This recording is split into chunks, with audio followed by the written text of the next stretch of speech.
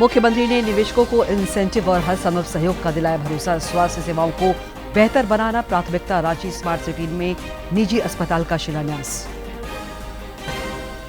भाजपा प्रदेश अध्यक्ष बाबूलाल मरांडी रांची के नजदीक सिकदरी में एक पेड़ मां के नाम अभियान में हुए शामिल। किया वृक्षारोपण। कार्यकर्ताओं का हुआ सम्मान। जमीन घोटाला मामले में जेल में बंद पूर्व मुख्यमंत्री हेमंत सोरेन को फिलहाल राहत नहीं। विशेष अदालत ने पूर्व सीएम समेत अन्य आरोपियों की बढ़ाई 14 दिनों की न्यायिक हिरासत। और खूंटी में पीएलएफआई एरिया कमांडर समेत 2 नक्सली गिरफ्तार। चाईबासा में नक्सलियों के अर्थतंत्र पर एनआईए की दबिश। सरायकेला में एसीबी ने घुसखोर लिपिक को दबोचा।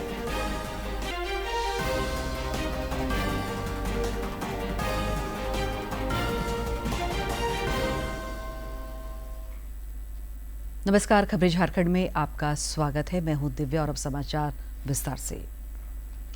मुख्यमंत्री चंपाई सोरेन ने रांची स्मार्ट सिटी परिसर में आज एक निजी मेडिकल कॉलेज एवं अस्पताल का शिलान्यास किया। यह राज्य का तीसरा निजी मेडिकल कॉलेज होगा। इस दौरान मुख्यमंत्री ने राज्य में निवेशकों को हर संभव सहयोग का भरोसा दिलाया। मुख्यमंत्री चंपाई सोरेन ने राज्य में स्वास्थ्य समेत किसी भी क्षेत्र में निवेश करने वालों को हर संभव सहयोग का भरोसा दिलाया है। उन्होंने रांची स्मार्ट सिटी परिसर में एक निजी मेडिकल कॉलेज एवं अस्पताल के शिलान्यास समारोह को संबोधित करते हुए कहा कि निवेशक अपना प्रस्ताव दे, सरकार पूरी गंभीरता से विचार करेगी। मुख्यमंत्री ने कहा कि निवेशकों को सरकार की नीति के अनुरूप इंसेंटिव भी दिया जाएगा। हमारा विभाग, स्वास्थ्य विभाग के सचिव आप लोग ने बताया हमारा मेडिकल कॉलेज कितना है, प्राइवेट में कितना है, कितना डॉक्टर का कमी है। जो होना चाहिए डॉक्टर वो उतना नहीं है। और इसने इस हॉस्पिटल में मेडिकल कॉलेज भी है, हॉस्पिटल सेवा वो भी फ्री चिकित्सा भी करेंगे। इसीलिए आज राज्य के लिए जो कदम है ये बहुत सराहनीय कदम है। मुख्यमंत्री ने कहा कि राज्य की स्वास्थ्य सेवा प्रणाली को मजबूत बनाना सरकार की प्राथमिकता है। उन्होंने कहा कि झारखंड में स्वास्थ्य से संबंधित आवश्यकताओं को देखते हुए ज्यादा से ज्यादा मेडिकल कॉलेज और हॉस्पिटल खोले जाने की जरूरत है। मुख्यमंत्री ने कहा कि नए अस्पतालों के खुलने से लोगों को इलाज कराने के लिए बाहर जाने की जरूरत नहीं पड़ेगी। आज मेडिकल कॉलेज और हॉस्पिटल आज शिलान्यास हुआ क्योंकि आज पूरा राज्य के अंदर में सरकार की सोच भी है कि सुदूर ग्रामीण क्षेत्र से लेकर शहरी क्षेत्र तक स्वास्थ्य विभाग के माध्यम से चिकित्सा की अच्छा व्यवस्था हो, ताकि कोई भी परिवार बिना चिकित्सा के अभाव से उनका तकलीफ ना बढ़े। इसीलिए आज सरकार की सोच भी है कि हम लोग डॉक्टर की कमी है महसूस किया है, उसको बढ़ाने के लिए मेडिकल कॉलेज का ज़रूरत है, हॉस्पिटल का भी ज़रूरत है, जो बड़ा से बड़ा यहाँ पर ट्रीटमेंट हो सके। इस मौके पर मुख्यमंत्री के अपर मुख्य सचिव अविनाश कुमार, स्वास्थ्य विभाग के प्रधान सचिव अजय कुमार सिंह और मुख्यमंत्री के सचिव अरवा राजकमल सहित अन्य गणमान्य लोग मौजूद थे। रांची से ब्यूरो की रिपोर्ट।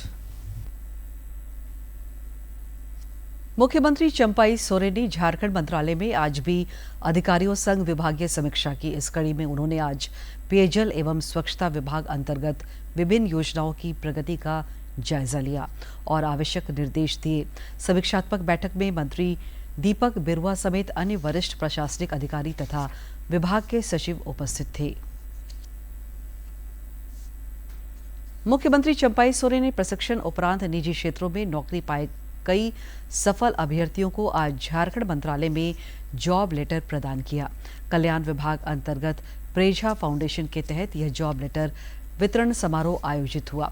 इस मौके पर मुख्यमंत्री ने इस बात पर प्रसन्नता जताई कि नियुक्ति पत्र पाने वालों में अधिकांश ग्रामीण कस्बे के हैं। इस दौरान मंत्री दीपक बिरुआ समेत कई गणमान्य लोग उपस्थित थे। आज उस गांव का उस परिवार आज बड़ा खुशी है और हम सबको हम हमारी ओर से सभी को शुभकामना भी देंगे कि आप लोग जहाँ नियुक्ति प्राप्त किया, आपका साथ बहुत कुछ जुड़ा हुआ है। ये गांव से आप कहीं यहाँ पे भी आपको नियुक्ति मिला, कोई दुबई गया, कोई देश के अंदर विभिन्न राज्य, उससे गांव के और विद्यार्थी को उसमें सीख मिलता है। आज बहुत सारे छात्र अभी अध्ययनरत हैं, प्रशिक्षण पा रहे हैं और कुछ लोगों को आज नियुक्तियां पत्र देनी है ये कार्यक्रम के माध्यम से। ये बात सही है कि कौशल विकास के माध्यम से हम स्किल ट्रेनिंग पाते हैं और अपने रोजगार पाने की दिशा में आगे बढ़ते हैं। तो उस तरीके से प्रजा फाउंडेशन के द्वारा जैसे नर्सिंग कौशल ट्रेनिंग के माध्यम से लोगों को प्रशिक्षित किया जा रहा है और विभिन्न जगहों पर उन्हें रोजगार के अवसर प्रदान किए जा रहे हैं।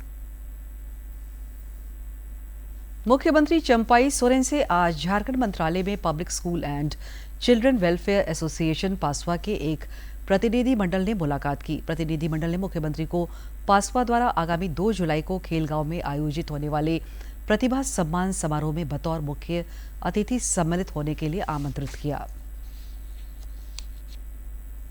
प्रधानमंत्री नरेंद्र मोदी के निर्देश पर देश भर में एक पेड़ मां के नाम अभियान धीरे धीरे जन आंदोलन बनता जा रहा है। खास और आम सभी धरती को हरा भरा करने के इस अभियान में रुचि दिखा रहे हैं। भाजपा के प्रदेश अध्यक्ष बाबूलाल मरांडी ने आज रांची के नजदीक खिजड़ी विधानसभा क्षेत्र अंतर्गत सिकिदरी भाजपा मंडल द्वारा आयोजित एक पेड़ मां के नाम अभियान में हिस्सा लिया। श्री मरांडी ने इस दौरान वृक्षारोपण कर पेड़ों को बचाने और पर्यावरण संरक्षण का संदेश दिया। मौके पर बूथ स्तरीय कार्यकर्ताओं का सम्मान भी हुआ। जमीन घोटाला मामले में जेल में बंद पूर्व मुख्यमंत्री हेमंत सोरेन समेत अन्य आरोपियों की हिरासत अवधि 14 दिनों के लिए और बढ़ा दी गई है। मनी लॉन्ड्रिंग केस में झारखंड के पूर्व मुख्यमंत्री हेमंत सोरेन की न्यायिक हिरासत 14 दिनों के लिए बढ़ा दी है, यानी 11 जुलाई तक वे रांची के होटवार स्थित बिरसा मुंडा केंद्रीय कारागार में ही रहेंगे। पूर्व मुख्यमंत्री हेमंत सोरेन की वीडियो कॉन्फ्रेंसिंग के माध्यम से अदालत में पेशी हुई और इसके बाद न्यायिक हिरासत की अवधि बढ़ा दी गई। आपको बता दें कि रांची के बड़गाई अंचल में 8.5 एकड़ जमीन के अवैध तरीके से खरीदारी करने के मामले में ईडी ने हेमंत सोरेन को बीते 31 जनवरी को 8 घंटे की पूछताछ के बाद गिरफ्तार कर लिया था और उसके बाद से ही वे जेल में बंद हैं। CSIR CIMFR सिम्फा द्वारा ऊर्जा उपकरणों पर एक सप्ताह एक थीम कार्यक्रम के तहत गैसीकरण में चुनौतियां और अवसर विषय पर 2 दिवसीय कार्यशाला का आयोजन किया गया। 2030 तक 100 मिलियन टन कोयले के गैसीकरण का लक्ष्य निर्धारित किया है, जिस पर देश में गति से काम हो रहा है। धनबाद अंतर्गत CSIR CIMFR की भी इसमें अहम भूमिका है। इस सिलसिले में संस्थान में एक थीम कार्यक्रम के तहत गैसीकरण में चुनौतियां और अवसर विषय पर 2 दिवसीय कार्यशाला का आयोजन हुआ। इस दौरान मुख्य अतिथि कोयला मंत्रालय के परियोजना सलाहकार आनंद जी प्रसाद ने बताया कि गैसीकरण परियोजनाओं के कार्यान्वयन को प्रोत्साहित करने के लिए केंद्र सरकार द्वारा 8,500 करोड़ रुपए का आवंटन किया गया है। केंद्र सरकार ने 8500 करोड़ का एक स्कीम लॉन्च किया है। उस दिशा में ये भी एक अतिरिक्त कदम होगा और मैं चाहता हूँ इसमें शामिल होकर उस उद्देश्य को आगे बढ़ाना चाहता हूँ। वहीं CSIR CIMFR के निदेशक डॉक्टर अरविंद कुमार मिश्रा ने कार्यशाला को संबोधित करते हुए वैश्विक ऊर्जा परिदृश्य में कोयले के महत्व पर जोर दिया और मेथनॉल, रसायन उर्वरक और तरल ईंधन जैसे विभिन्न मूल्यवर्धित उत्पादों के उत्पादन के लिए गैसीकरण की क्षमता पर प्रकाश डाला।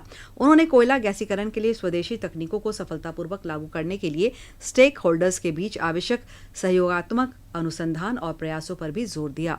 जैसा कि आप सभी जानते हैं कि कोल गैसिफिकेशन के ऊपर में केंद्र सरकार का एम्फेसिस है, मिनिस्ट्री ऑफ कोल का एम्फेसिस है, कोल गैसिफिकेशन मिशन है और एक टारगेट दिया गया है 100 मिलियन टन्स कोल को गैसिफाई करना बाय 2030। तो इस दिशा में इंडिजिनस टेक्नोलॉजी CSIR सिम्फा में डेवलप की गई है, जिसमें pressurised fluidised bed gasifier develop किए गए हैं जो अभी ऑपरेट कर रहे हैं।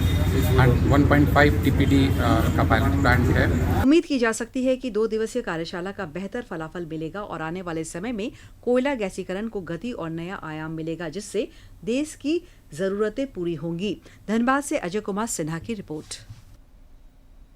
नीट UG परीक्षा मामले में सुप्रीम कोर्ट में आज सुनवाई हुई।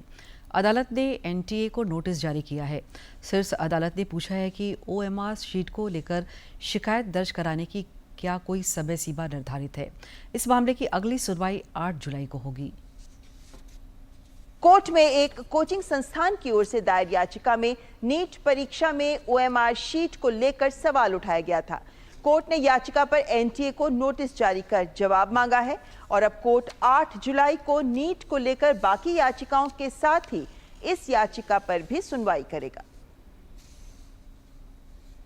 इधर नीट प्रश्न पत्र लीक मामले में CBI 3 दिनों से हजारीबाग में जांच कर रही है। पिछले 19 घंटे से OSS स्कूल के प्रिंसिपल एहसान उल हक से CBI पूछताछ कर रही है।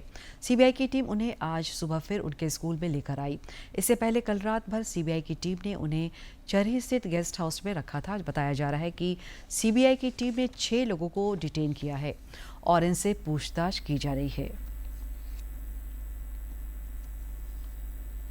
रांची में ऑटो चालकों के लिए नियम बनाने और ट्रैफिक व्यवस्था में सुधार को लेकर झारखंड उच्च न्यायालय में दाखिल एक जनहित याचिका पर आज सुनवाई हुई। सुनवाई के दौरान अदालत ने नगर निगम, वरीय पुलिस अधीक्षक और उपायुक्त से पूछा है कि ऑटो और ई-रिक्शा चालकों का ड्रेस कोड क्यों नहीं है। अदालत ने यह सुनिश्चित करने का निर्देश दिया है कि ऑटो चालक और ई-रिक्शा चालक ड्रेस कोड का पालन करें। अब इस मामले में 4 जुलाई को सुनवाई होगी। स्वतंत्रता सेनानियों के वंशजों ने 15 सूत्री मांगों को लेकर आज रांची में राजभवन के नजदीक एक दिवसीय उपवास कार्यक्रम आयोजित किया। इस दौरान वक्ताओं ने कहा कि स्वतंत्रता सेनानियों के वंशजों के उत्थान की ओर सरकार को ध्यान देने की जरूरत है। झारखंड आंदोलनकारियों की तर्ज पर उन्होंने स्वतंत्रता सेनानियों के वंशजों को भी सुविधाएं देने की मांग की।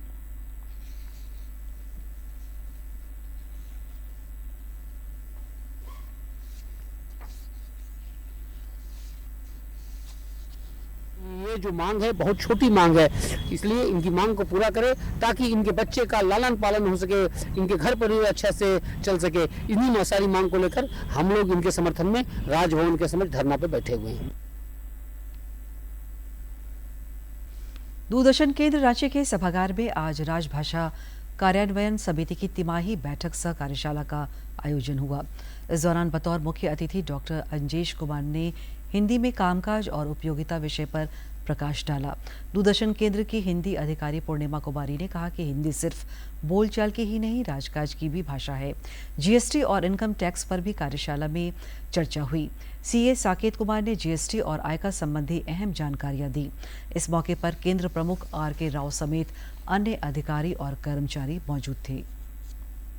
बहुत ही महत्वपूर्ण चीज है, एक सार्थक अभिव्यक्ति है और केवल अगर आप देखें ना तो केवल मनुष्य ही एक ऐसा प्राणी है जो कि भाषा के रूप में अपने को अभिव्यक्त कर पाता है, दूसरा कोई नहीं कर पाता है।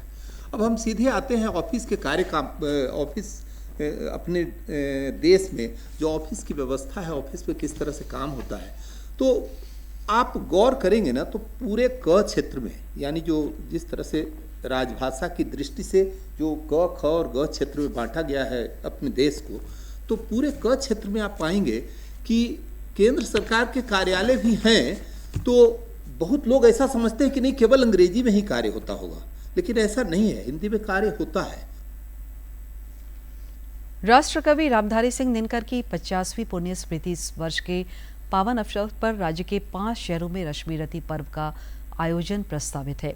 इस सिलसिले में नेतरहाट आवासीय विद्यालय में रश्मि रथी पर्व का आयोजन हुआ है। राष्ट्रकवि रामधारी सिंह दिनकर की कविताएं भारतीय स्वतंत्रता संग्राम के समय देश के कोने कोने में अत्यंत गौरव के साथ पढ़ी एवं गाई जाती थीं। रश्मि रथी राष्ट्रकवि दिनकर की कालजयी कृति है और आज हम उनकी याद में रश्मि रथी पर्व का आयोजन कर रहे हैं। इस अवसर पर भाग लेने वाले बच्चों ने कहा, रांची में 27 जुलाई से 10 अगस्त तक सेना भर्ती रैली का आयोजन होगा। इस सिलसिले में आज एक बैठक हुई जिसमें सदर अनुमंडल पदाधिकारी उत्कर्ष कुमार और अपर जिला दंडाधिकारी राजेश्वर नाथ आलोक भी शामिल हुए। इस दौरान उन्होंने कहा कि युवाओं को सेना में ज्यादा से ज्यादा शामिल कराना हमारा लक्ष्य है। दोनों अधिकारियों ने अभ्यर्थियों को दलालों से सचेत रहने का सुझाव दिया। उन्होंने कहा कि सेना भर्ती पूरी तरह पारदर्शी होती है, ऐसे में अभ्यर्थी किसी के झांसे में न आए। खूंटी में पुलिस ने पीएलएफआई के एरिया कमांडर विष्णु मांझी और उसके एक सहयोगी सामू डोडराय को हथियार समेत गिरफ्तार किया है। डीएसपी क्रिस्टोफर करकटा ने बताया कि तोरपा थाना क्षेत्र के तेतर टोली में एरिया कमांडर हथियार लेकर घूम रहा है। सूचना पर त्वरित कार्रवाई कर उसे सहयोगी के साथ धर दबोचा गया।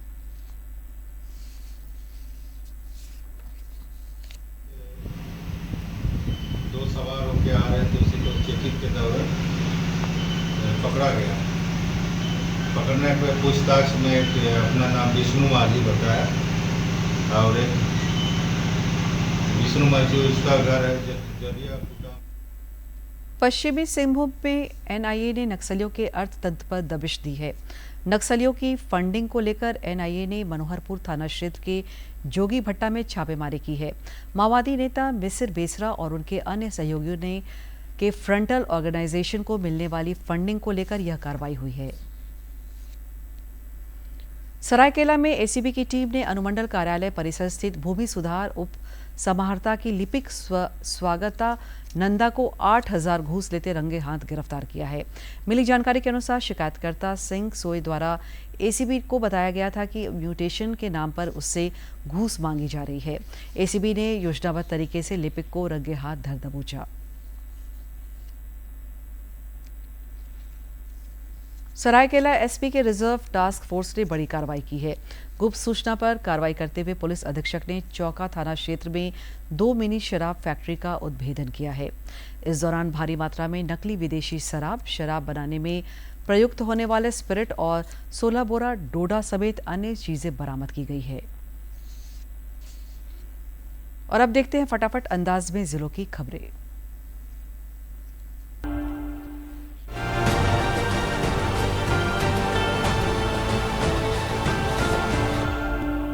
न्यायालय सभा कक्ष में उपायुक्त की अध्यक्षता में डिस्ट्रिक्ट कोऑपरेटिव डेवलपमेंट कमेटी की बैठक हुई। इस दौरान जिले के सभी पंचायत स्थित पैक्सों में कार्यालय सह गोदाम निर्माण पर चर्चा हुई। गढ़वा में उपायुक्त की उपस्थिति में जल जीवन मिशन अंतर्गत क्रियान्वित बहु ग्रामीण पाइप जलापूर्ति योजनाओं की समीक्षात्मक बैठक हुई। इस दौरान उपायुक्त ने आवश्यक निर्देश दिए। लोहरदगा के उपायुक्त डॉक्टर बागमरे प्रसाद कृष्ण की अध्यक्षता में समाहरणालय स्थित सभा कक्ष में विकास समन्वय एवं आंतरिक संसाधन की बैठक आयोजित हुई। इस दौरान उपायुक्त ने मनरेगा समेत विभिन्न योजनाओं की समीक्षा कर जरूरी निर्देश दिए। पीएम जनमन योजना के तहत किस्को और पिछरार में लक्ष्य और प्राप्त उपलब्धियां भी चर्चा हुई। उपायुक्त ने नए सामुदायिक वन पट्टा के लक्ष्य को पूर्ण करने की हिदायत दी। आसू पार्टी के अध्यक्ष सह विधायक सुदेश महतो ने देश के प्रथम फील्ड मार्शल सैम मानेकशा की पुण्यतिथि पर उन्हें भावभीनी श्रद्धांजलि अर्पित की। थाईलैंड में आयोजित अंतर्राष्ट्रीय थ्रो बॉल प्रतियोगिता में भारतीय टीम ने उम्दा प्रदर्शन कर सबों का दिल जीत लिया। इस प्रतियोगिता का हिस्सा रही गुमला की दिव्यांग खिलाड़ी असुनता टोपो को उपायुक्त ने सम्मानित किया और उज्जवल भविष्य की शुभकामनाएं दी। गुमला में शिक्षा कर भेंट गतिविधि अंतर्गत जिले के विभिन्न आवासीय विद्यालयों में सपनों की उड़ान नामक साइंस ओलंपियाड का आयोजन किया गया। इस साइंस ओलंपियाड में लगभग 1200 विद्यार्थियों ने हिस्सा लिया। देवघर में राजकीय श्रावणी मेला की तैयारियों को लेकर उपायुक्त की अध्यक्षता में बैठक हुई। इस दौरान उपायुक्त ने अधिकारियों को श्रावणी मेला के सफल आयोजन के लिए जिम्मेदारी और सेवा भाव से कार्य करने की हिदायत दी। रांची में पुलिस ने गुप्त सूचना के आधार पर कोतवाली थाना अंतर्गत कचहरी चौक के पास छापेमारी कर अवैध मादक पदार्थों की खरीद बिक्री करने वाले 2 तस्करों को गिरफ्तार किया है। इनके पास से 11 पुड़िया ब्राउन शुगर और गांजा बरामद किया गया।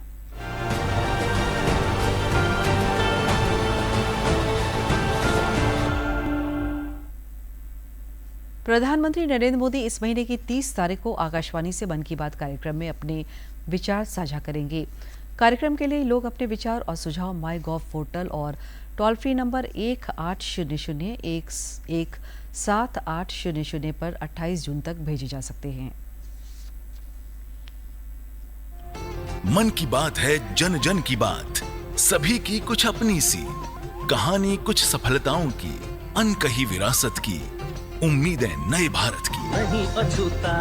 महीने के आखिरी रविवार का रहता है इंतजार।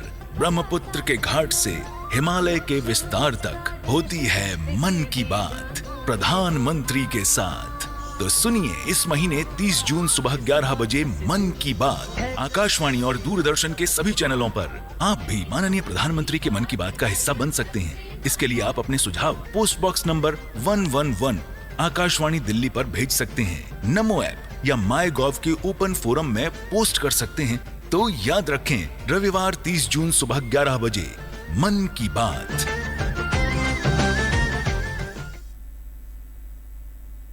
राज्य में अगले 2-3 दिनों के दौरान बाकी बचे क्षेत्रों में भी मानसून के आगमन की संभावना है। मौसम विज्ञान केंद्र रांची के वैज्ञानिकों के मुताबिक मानसून के आगे बढ़ाने की अनुकूल स्थितियां दिख रही हैं। इधर राज्य के पश्चिमी और उससे सटे मध्य भागों में 29 जून को भारी बारिश की चेतावनी जारी की गई है। 30 जून को राज्य के उत्तर पश्चिमी और उससे सटे उत्तरी भागों में जोरदार बारिश की संभावना जताई गई है। जुलाई को राज्य के उत्तर पूर्वी भागों में भारी बारिश के लिए चेतावनी जारी की गई है। पिछले 24 घंटे के दौरान राज्य में हल्के से मध्यम दर्जे की बारिश रिकॉर्ड की गई। गुमला के भरनों में तकरीबन 33 मिलीमीटर वर्षापात हुआ। राज्य में 1 जून से 27 जून तक औसतन 50% बारिश रिकॉर्ड की गई है। और अब एक नजर डालते हैं प्रमुख शहरों के आज के तापमान पर। राजधानी रांची का अधिकतम तापमान 33.4 और न्यूनतम 25.2 डिग्री सेल्सियस रिकॉर्ड किया गया। जमशेदपुर का अधिकतम तापमान 36.8 और न्यूनतम 27.2 तथा डाल्टनगंज का अधिकतम तापमान 39.8 और न्यूनतम तापमान 27.9 डिग्री सेल्सियस रिकॉर्ड किया गया।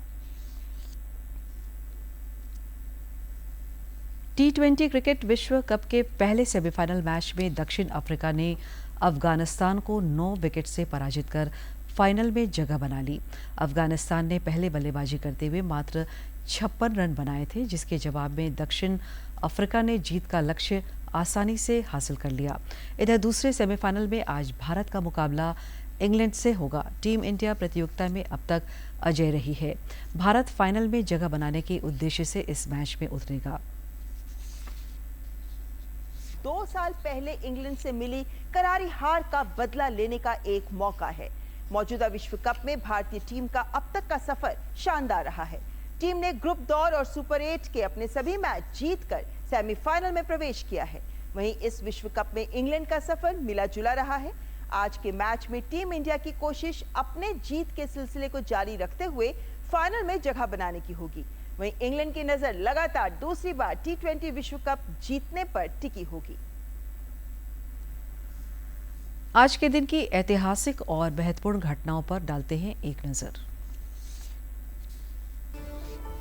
27 जून साल 1839 को महाराजा रणजीत सिंह का निधन हुआ।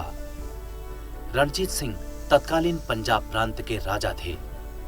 वे शेर पंजाब के नाम से मशहूर रहे। साल 1801 में रणजीत सिंह ने महाराजा की उपाधि ग्रहण की। उनकी ताजपोशी गुरु नानक जी के एक वंशज ने की थी। महाराजा रणजीत सिंह ने न केवल पंजाब को एक सशक्त सूबे के रूप में एकजुट रखा, बल्कि अपने जीवन काल में अंग्रेजों को अपने साम्राज्य के अंदर बढ़ने नहीं दिया। विश्व प्रसिद्ध बेशकीमती हीरा कोहिनूर महाराजा रणजीत सिंह के खजाने की रौनक था।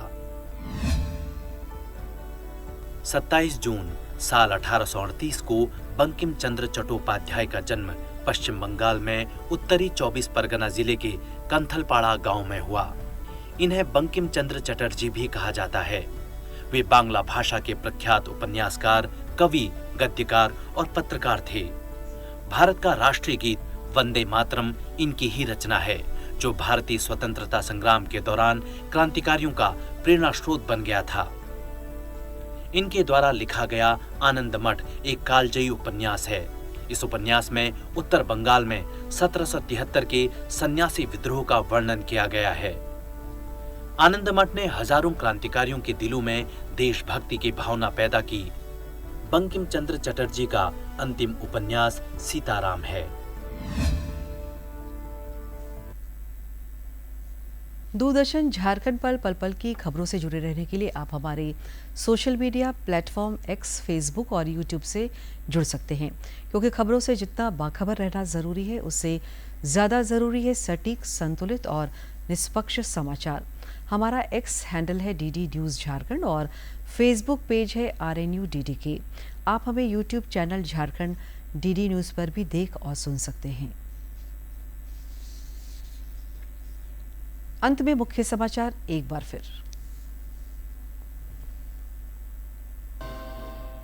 मुख्यमंत्री ने निवेशकों को इंसेंटिव और हर संभव सहयोग का दिलाया भरोसा। स्वास्थ्य सेवाओं को बेहतर बनाना प्राथमिकता। रांची स्मार्ट सिटी में निजी अस्पताल का शिलान्यास। भाजपा प्रदेश अध्यक्ष बाबूलाल मरांडी रांची के नजदीक सिकिदरी में एक पेड़ मां के नाम अभियान में हुए शामिल, किया वृक्षारोपण, कार्यकर्ताओं का हुआ सम्मान। जमीन घोटाला मामले में जेल में बंद पूर्व मुख्यमंत्री हेमंत सोरेन को फिलहाल राहत मिली। विशेष अदालत ने पूर्व सीएम समेत अन्य आरोपियों की बढ़ाई 14 दिनों की न्यायिक हिरासत। और खूंटी में पीएलएफआई एरिया कमांडर समेत 2 नक्सली गिरफ्तार। चाईबासा में नक्सलियों के अर्थतंत्र पर एनआईए की दबिश। सरायकेला में एसीबी ने घुसखोर लिपिक को दबोचा।